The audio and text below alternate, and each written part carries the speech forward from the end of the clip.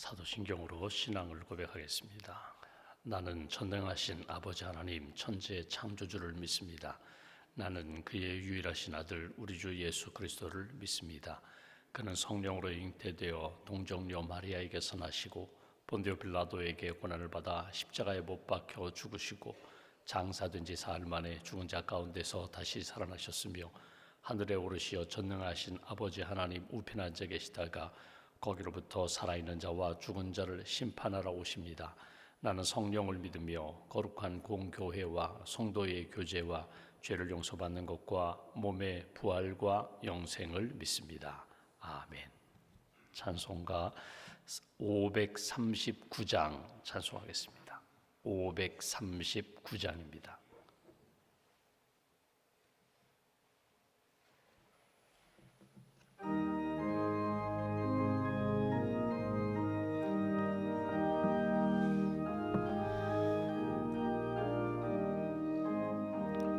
나 예수께 조용히 나가 내 모든 짐 내려놓고 주 십자가 사랑을 믿어 죄사함을 너 받으라. 주 예수께 조용히 나가 내 마음을 쏟아놓으라. 늘은 미리 보시는 주님 그 은혜를 베푸시리. 주 예수의 은혜를 입어 내 슬픔이 없어지리. 내 이웃을 늘 사랑하여 너 받은 것 거저주라. 주 예수께 조용히 나가 내 마음을 쏟아놓으라. 늘은 미리 보시는 주님 그 은혜를 베푸시리.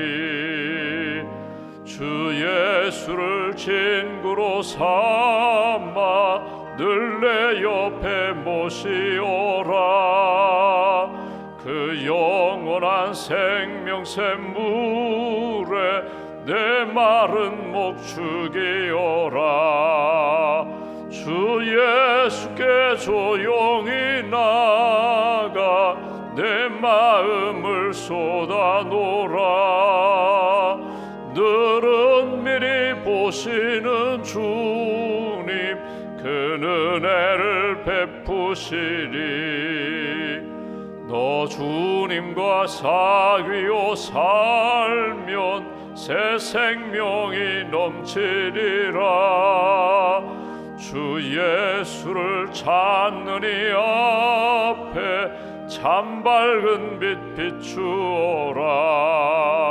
주 예수께 조용히 나가 내 마음을 쏟아놓으라. 늘은 미리 보시는 주님 그 은혜를 베푸시리. 기도하겠습니다. 살아계신 하나님, 우리를 사랑하시는 하나님, 어제 하루의 삶도 주께서 인도해 주셔서 의의 길, 생명길, 믿음의 길 잘 걷게 하시고 또 지난밤에도 안식을 주셔서 우리의 몸과 마음과 영혼이 재충전, 하나님이 기뻐하시는 은혜와 평안으로 다시금 쉬게 하시고 잠들게 하시고 이 아침에 또 깨워주셔서 기도로 하루를 시작하게 해주셔서 감사합니다. 이 아침에 하나님 바라보며 기도하는 모든 심령들 주님 만나주시고 말씀과 성령으로 채워주시며 위로해 주시며 새 힘 부어 주시옵소서. 나의 영혼이 잠잠히 하나님만 바라며 이 아침에도 십자가를 바라보며 예수님을 바라보며 우리의 마음속에 있는 무거운 것들을 주님 앞에 내려놓습니다. 수고하고 무거운 짐진 자들 내게로 오라고 내가 쉬게 하리라고 주님이 약속하셨는데 이 아침에도 기도하면서 하나님이 주시는 참된 평안과 주 안에서의 기쁨과 감사를 회복하게 하시고 다시 한번 오늘 하루도 말씀 붙잡고 믿음으로 승리하는 하나님의 사람들로 굳게 붙들어 주시옵소서. 우리가 기도할 때에 크고 놀라운 일들을 보여주실 줄 믿습니다. 우리가 기도할 때 세미한 음성으로 다시금 우리의 영혼을 평안케 하시고 힘주시는 하나님의 은혜를 체험하기로 합니다. 기도하는 모든 심령들 주께서 크시는 총으로 채워주시옵소서. 하나님, 우리에게 성령의 은혜와 은사로 채워주시기로 합니다. 또 이 가을에 성령의 풍성한 열매 맺는 믿음의 사람들 될 수 있도록 은총 더하여 주시옵소서. 사랑이 부족할 때에, 오래 참음이 부족할 때, 평화가 부족할 때에, 절제함이 부족할 때에 성령께서 우리 마음에 오셔서 다스려 주시고 이끌어 주셔서 성령의 사람으로 성숙한 그리스도인으로 하나님 영광 돌리며 살아갈 수 있도록 크시는 총으로 함께하여 주시옵소서. 10월 한 달 새생명 축제를 통하여 예수님 아직 믿지 않는 영혼들, 예수님 믿다가 낙심한 영혼들, 또 우리가 늘 만나는 친구와 이웃들과 직장 동료들에게 예수님의 복음을 증거하는 일에 기도로 나아갑니다. 하나님, 힘을 더하여 주시고 지혜를 더하여 주시고 성령님 함께하여 주셔서 한 영혼을 주님께로 인도하는 일에 주께서 크신 능력의 손길로 붙들어 주시옵소서. 한 영혼 천하보다 귀히 여기시는 주님의 마음을 품게 하시고 하나님, 영혼 구원의 은혜와 감사와 기쁨 누릴 수 있도록 우리 가정과 우리 교회와 또 우리 이웃과의 관계 속에서 하나님께서 은혜의 손길로 인도하여 주시옵소서. 오늘도 하나님, 힘든 시간을 보내는 분들이 있습니다. 특별히 재판 과정 가운데 하나님의 의의 손길을 기대하는 성도님들도 계십니다. 또 직장에서, 또 사업체에서 경제적인 어려움 가운데에서 하나님의 은혜를 구하는 분들도 있습니다. 또 재정적인 어려움 가지고 하나님의 은혜를 구하는 모든 성도님들, 주님 은혜의 손길로 붙들어 주시고 모든 것의 주관자가 되시는 하나님의 큰 능력을 체험할 수 있도록 축복하여 주시옵소서. 입시를 앞두고 있는 수능시험 준비하는 우리의 자녀들에게 지혜와 믿음을 더하여 주시고 하나님, 지치지 않도록 날마다 새 힘을 덧입혀 주시옵소서. 또 골든벨을 준비하는 우리 교육국 학생들과 어린이들에게 지혜의 영을 덧입혀 주시고 말씀을 통하여 지혜가 또 하나님의 사랑과 하나님의 능력이 그 어린 심령들 마음 가운데 잘 새겨질 수 있도록 주님 함께하여 주시옵소서. 오늘도 샘터로 모입니다. 오늘과 또 주말에 모이는 샘터마다 은혜가 넘치게 하시고 감사가 넘치게 하시고 사랑의 교제와 말씀의 은혜와 능력을 체험하는 귀한 샘터들로 인도하여 주시옵소서. 오늘도 하나님, 수술의 회복 중인 성도들을 기억하시고 하나님, 몸과 마음과 영혼이 깨끗하게 치유되게 하시며 하나님 기뻐하시는 믿음의 길 잘 걸어갈 수 있도록 회복의 손길로 인도하여 주시옵소서. 이 아침에도 믿음과 감사의 물 주 앞에 봉헌합니다. 우리의 간구와 우리의 소망을 아시는 하나님께서 하나님, 헌신하는 심령들마다 또 봉헌하는 심령과 가정마다 크신 은총으로 회복시켜 주시옵소서. 한날의 삶을 온전히 주님께 맡깁니다. 오늘 하루도 주 안에서 힘이 있게 살게 하시고 감사하며 살게 하시고 주님 영광 돌리는 복된 날로 인도하여 주시옵소서. 우리의 구원자 되신 예수님의 이름으로 기도하옵나이다. 아멘. 오늘 말씀 사도행전 6장 말씀 보겠습니다.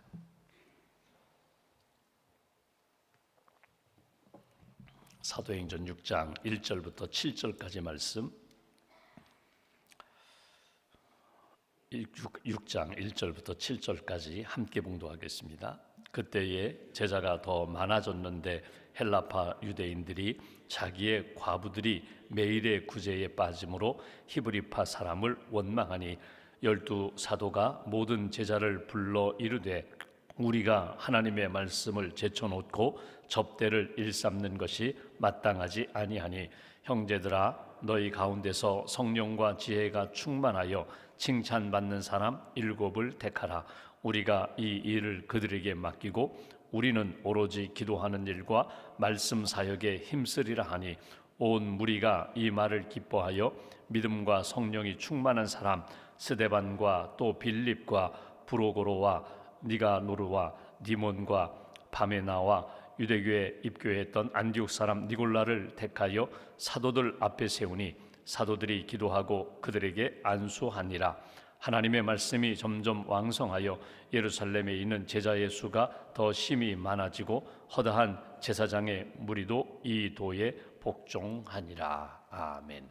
오늘 말씀은 초대교회에 있었던 큰 사건, 어려움의 사건, 그런데 이 일을 통하여서 전화위복이 되면서 하나님이 교회를 새롭게 하시는 그런 역사를 우리가 만나게 됩니다. 오늘 말씀을 이렇게 거울 삼아 나 자신을 돌아보고 가정을 돌아보고 또 교회를 돌아보고 일터를 돌아보면서 어려운 문제 또 우리가 기도하며 해결해야 할 여러 가지 그런 문제들을 하나님 앞에 어떻게 맡기고 하나님이 어떻게 인도하시는지 하나님이 주시는 말씀과 은혜로 다시 한번 우리 자신이 회복되기를 주님의 이름으로 기원합니다. 초대 교회는 모교회입니다. 어머니 같은 교회입니다. 그러니까 모든 교회의 출발점이 되는 교회요, 또 모범이 되는 교회였습니다. 우리가 사도행전을 읽어서 우리가 익힌 것처럼 성령 충만한 교회요, 기도하는 교회요, 유무상통하는 서로 사랑을 나누고 물질을 나누고 가족 같은 그런 교회입니다. 더 나아가서 또 선교하는 그런 교회로 출발하는 것도 보게 됩니다. 이러한 때에 왜 이런 어려움이 생겼을까? 한번 1절을 보실까요? 1절에 보시면 이렇게 표현합니다. 그때에, 여기 그때라는 것은 5장 42절, 그들이 모여서 성령의 은혜가 넘치고 또 여기 가르치고 전도하기를 힘쓰는 때, 그치지 않는 때, 그러니까 교회의 사명을 잘 감당하는 그때입니다. 여기 제자가 더 많아졌다라는 것은, 제자라는 것은 성도, 믿는 신자들이 점점 많아졌다는 것입니다. 그러니까 영적으로도 부흥하고 수적으로도 굉장히 많은 사람들이 예수님을 믿어서 예루살렘 교회가 왕성한 그때를 말하는 것입니다. 헬라파 유대인들이 자기의 과부들이 매일의 구제에 빠짐으로 히브리파 사람을 원망하니, 이렇게 교회 안에 은혜의 역사가 나타나고 많은 사람들이 모이고 교회가 교회됨의 사역을 잘 감당하는 그때에 원망하는 일이 생겼다.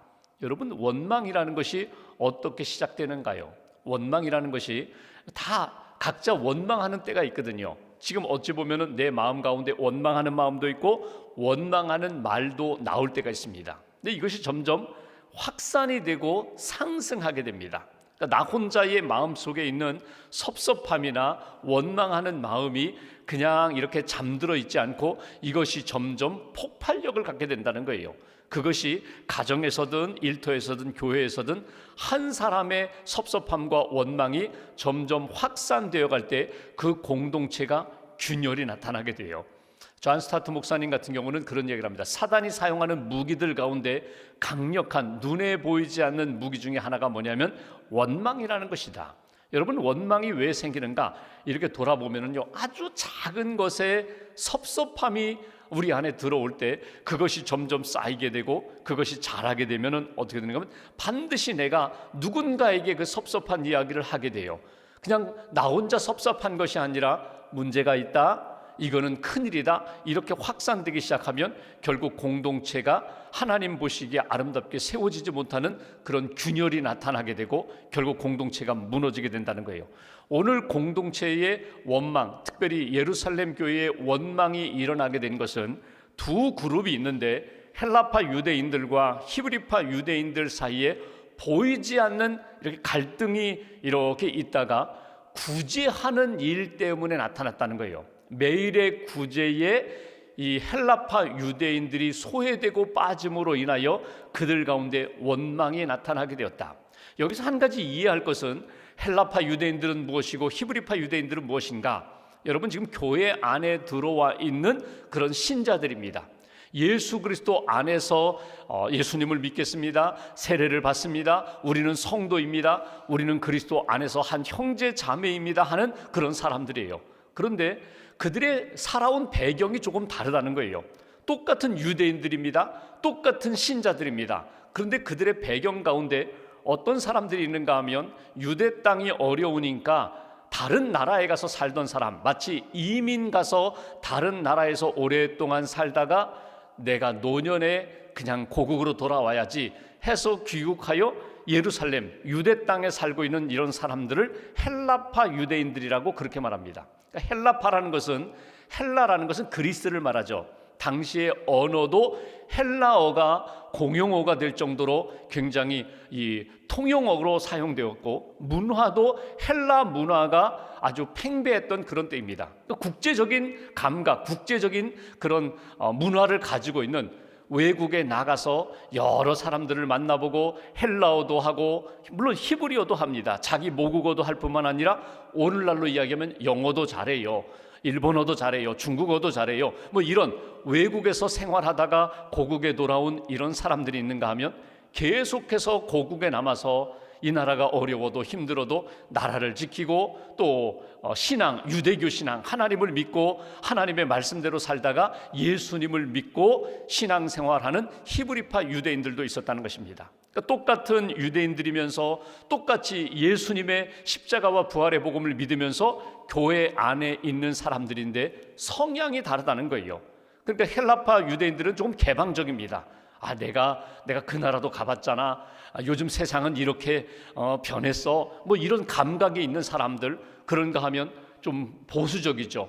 나는 외국에는 나가보지 않았지만 그래도 나는 하나님의 말씀대로 살아.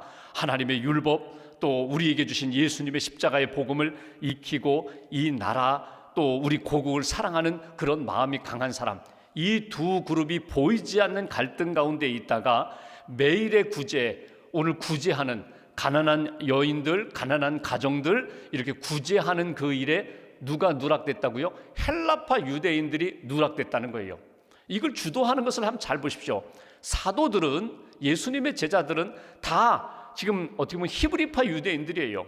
외국에 나가지 않고 여기 살던, 그러니까 더 많은 숫자의 히브리파 유대인들이 주도하다 보니까 결국은 소외되는 사람들은 자연스럽게 헬라파 유대인들이 소외됐다는 것입니다. 이것으로 인하여 원망이 일어나기 시작했다.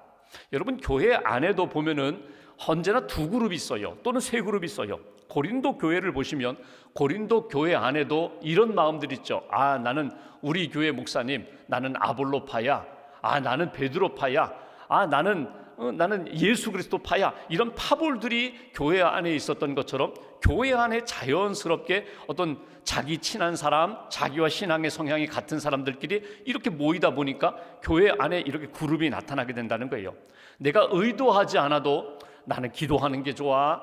나는 이렇게 모여서 하나님 앞에 말씀 배우는 게 좋아. 나는 봉사하는 게 좋아. 그러다 보니까 기도하는 사람들은 기도하는 사람들끼리 자주 만나게 되고 서로 마음을 나누게 되고 기도 제목 나누게 되고, 성경 공부하기 좋아하는 사람들은 성경 공부하는 사람들끼리 모여서 교제하게 되고, 나는 제자 몇 기야, 나는 양육 성경 공부 어디까지 해서, 그렇게 성경 공부 좋아하는 사람들은 성경 공부하는 거 좋아하는 사람들끼리 모이고, 봉사하는 분들은 또 봉사하는 분들끼리 모이고, 그러다 보니까 자연스럽게 그리스도 안에서, 교회 안에서 하나님을 섬기면서도 나는 기도파야, 나는 말씀파야, 나는 봉사파야, 이렇게 자연스럽게 그런 그룹이 나타나게 된다는 거예요.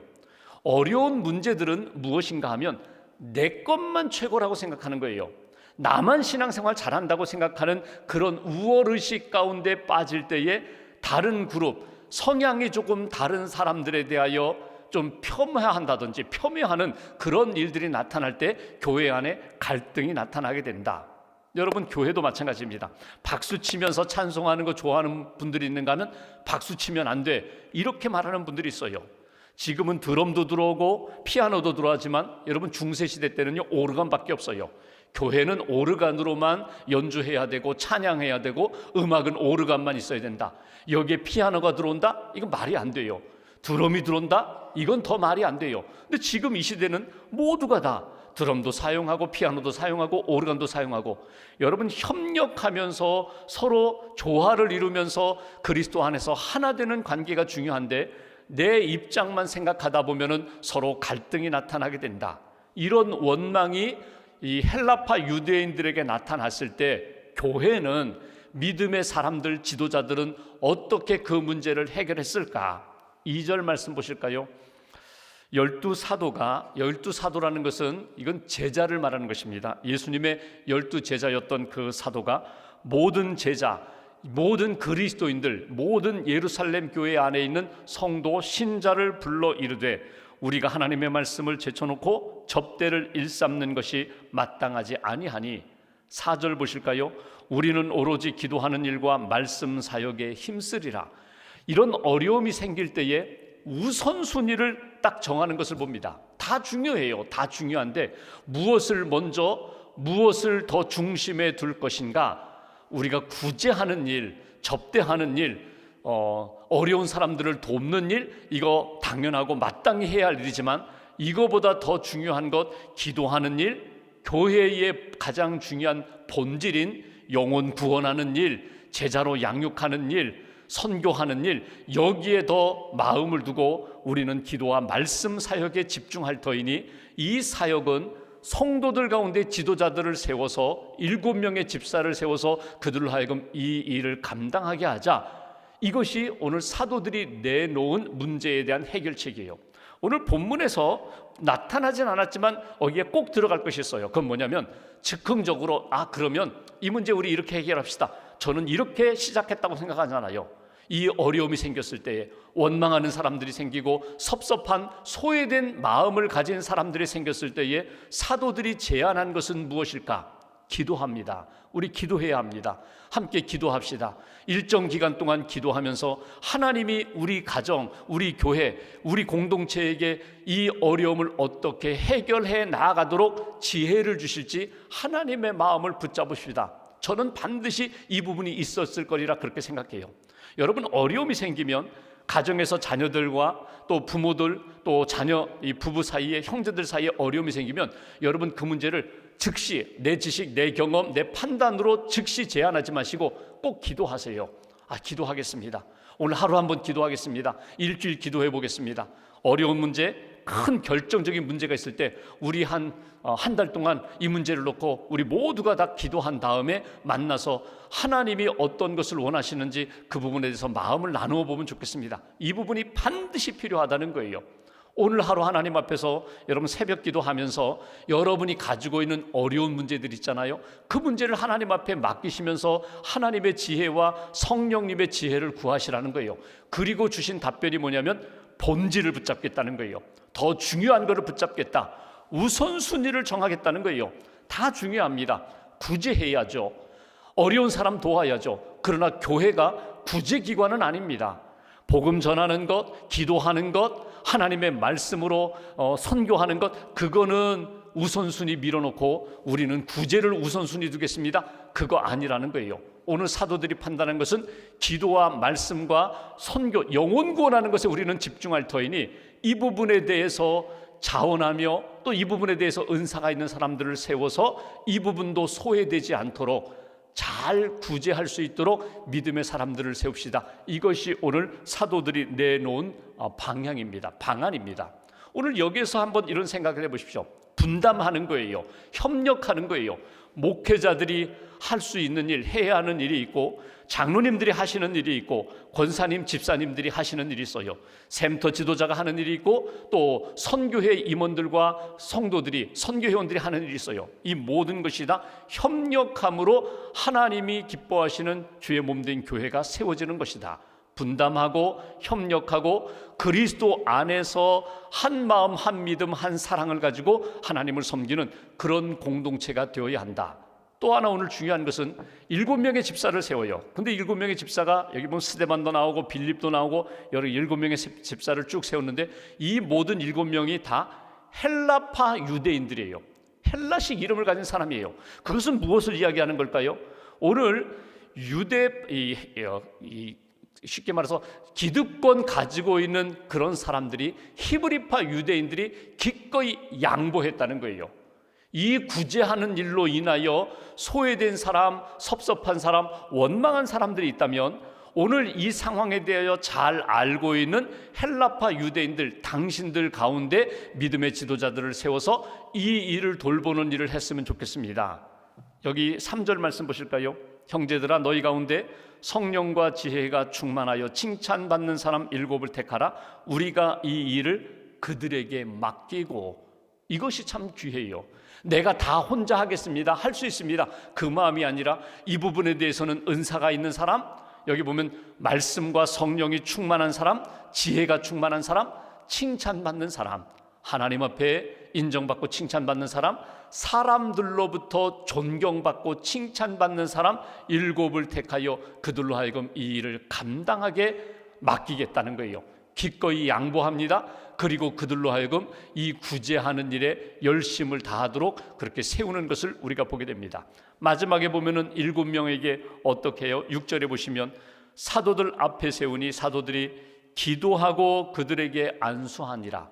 기도하고 하나님 이렇게 7명의 지도자를 세워주셨는데 잘 감당하게 해달라고 기도하고 안수했다는 것은 사도들이 가지고 있었던 그 은혜와 권한, 그 영적 지도력을 이분들도 잘 감당하게 해달라고 그렇게 안수하고 그들로 하여금 그 사역을 감당하게 했다. 그 이후에는 구제 때문에 더 이상 원망하는 소리가 들리지 않았어요.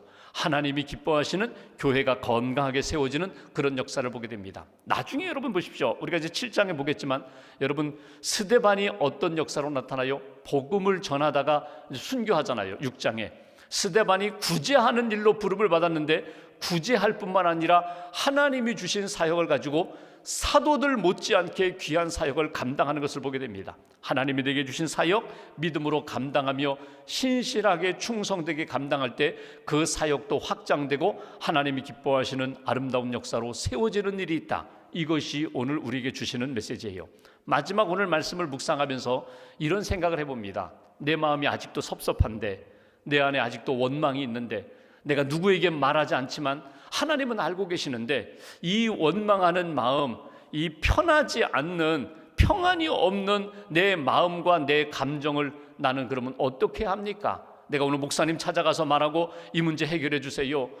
장로님 찾아가서 말하고 빨리 사람들 동원해서 이 문제 해결해 주세요. 이렇게 처리해야 될까? 여러분, 우리가 성경 전체를 쭉 놓고 볼 때에 하나님 앞에 기도하고 믿음의 사람들과 상의하는 것 참 중요합니다. 내 안에 있는 원망과 불평, 일터에서, 가정에서, 사람들과의 만남 속에서 신앙생활하면서 내 마음에 있는 원망과 불평, 이 부분에 대해서 어떻게 하면 하나님이 기뻐하시는 일로 나아갈까? 시편에 보면은 62편에 다윗이 이런 고백을 합니다. 나의 영혼이 잠잠히 하나님만 바라며 내 마음과 내 모든 불편함을 내가 주님 앞에 나아가 토하리라, 이런 표현이 나와요. 토하겠다는 거예요.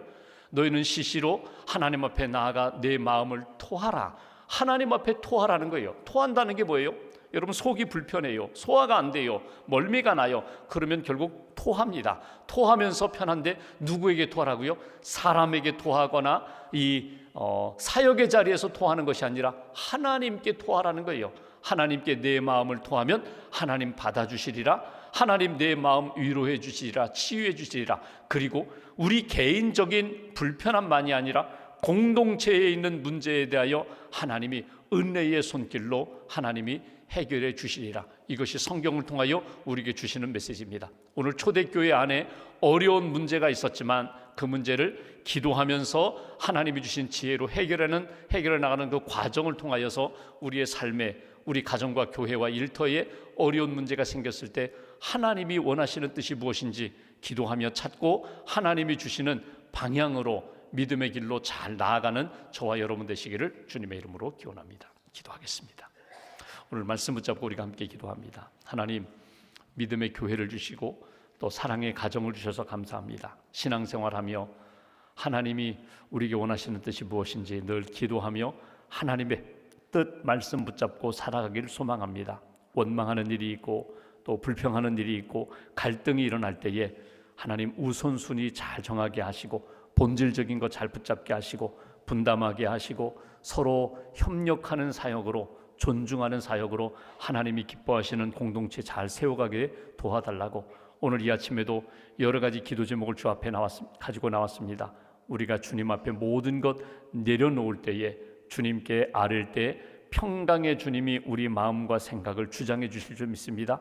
우리 삶에 있는 여러 가지 갈등과 분열과 어려움의 문제들, 하나님의 은혜 가운데 가장 선한 것이 무엇인지 깨닫게 해주실 줄 믿습니다. 내가 맡은 것, 내가 받은 것 잘 감당하는 신실한 주의 종들 되게 해달라고 오늘 말씀 붙잡고 마음 모아서 함께 기도하겠습니다.